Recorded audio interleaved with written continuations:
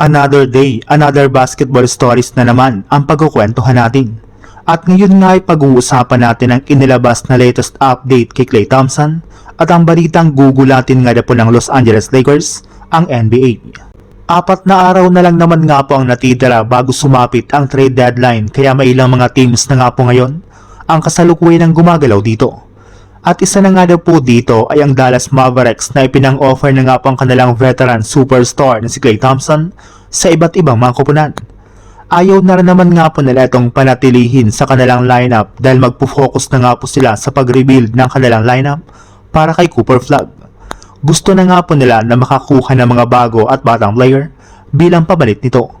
Hindi rin naman nga po nila ito pwedeng i-waive since garantisado nga po ang kanyang kontrata at kakailanganin para naman nga po nila itong bayaran at makakasama pa rin ito sa kanilang cap space. Kaya trade na lang talaga ang nag-iisang option ngayon ng Dallas para kay Klay Thompson. Base nga po sa isang NBA insider, wala nga na po ni samang team ang may interes sa pagkuha sa kanya dahil bukod nga po sa pagkakaroon nito ng inconsistent na performance at history ng malalang injury ay hindi rin naman nga po nila afford ang napakalaki nitong kontrata.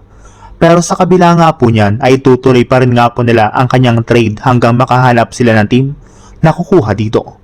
Sa ibang balita naman, ikinadismaya nga po ng mga fans ng Lakers ang pagkakabigo ni Rob Pelinka sa pagkuha sa kanilang dalawang target na sina Keyon Ellis at DeAndre Hunter matapos mapasama ito sa ginawang trade ng Cleveland Cavaliers at Sacramento Kings.